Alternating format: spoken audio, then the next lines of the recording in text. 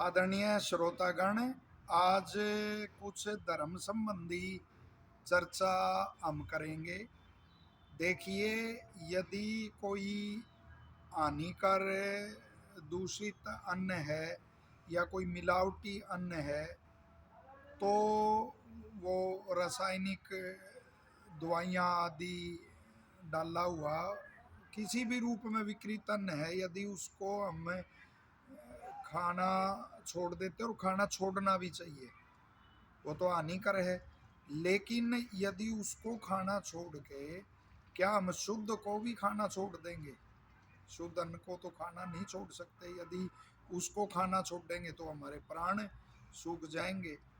इसी तरह जो धर्म है, यदि उसका स्वरूप विकृत हो गया है और उसका खंडन हम करते, लेकिन वास्तविक धर्म को हम नहीं अपनाते, तो भी हमारी आध्यात्मिक उन्नति और किसी भी प्रकार की उन्नति नहीं हो सकती। जो भौतिक साधन है वो भी हमारे को सुख नहीं दे सकते और समाज भी सुखी नहीं रह सकता, किसी भी रूप में सुखी नहीं रह सकता।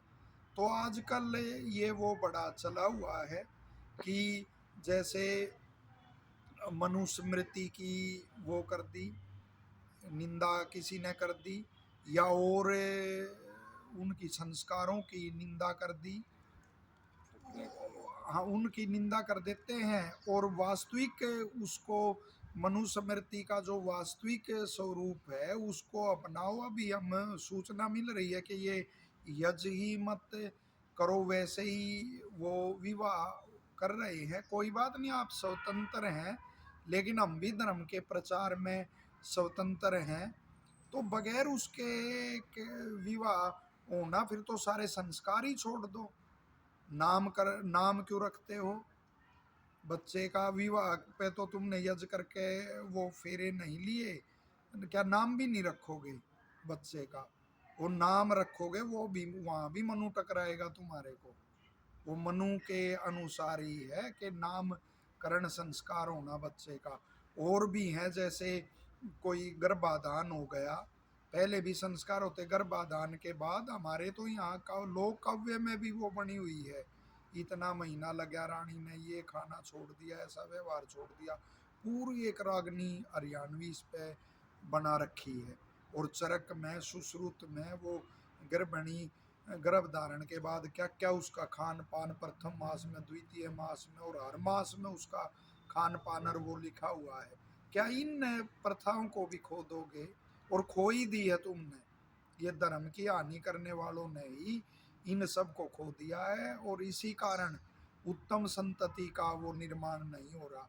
कैसे विद्यार्थी विद्यालय में प्रवेश जब करेगा तो गुरु क्या क्या उसको उपदेश देगा, क्या क्या नियम उसके लिए निर्धारण करेगा। तुम ये खो दोगे, ब्रह्मचर्य शब्द को तुम खो दोगे, तो किस किस चीज को खोगे? मनु को कहाँ कहाँ से तुम खोगे?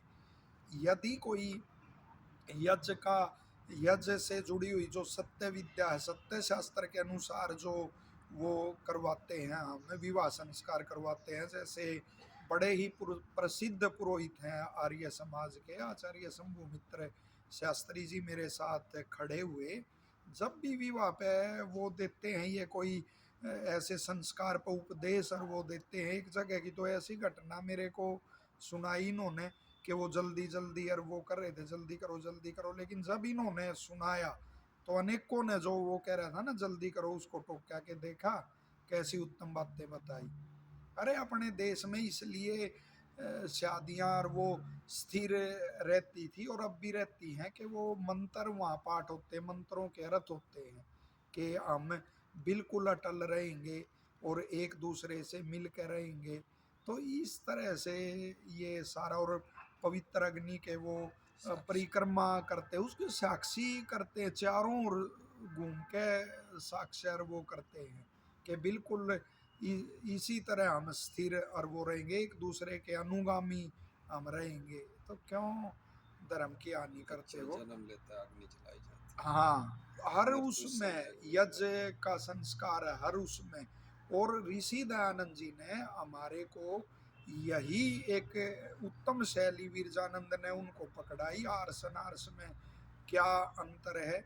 और ऋषि दयानंद ने उस शास्त्रों की शैली वो लोक व्यवहार में भी फिर घटाई, इतिहास में भी उन्होंने घटाई कि रामायण है, महाभारत है और मनुस्मृति आदि है, इनमें जो मिलावट हुई है उसको अलग करके विशुद्ध रूप इनका प्रस्तुत किया और उनसे कितना फिर लाभ हुआ।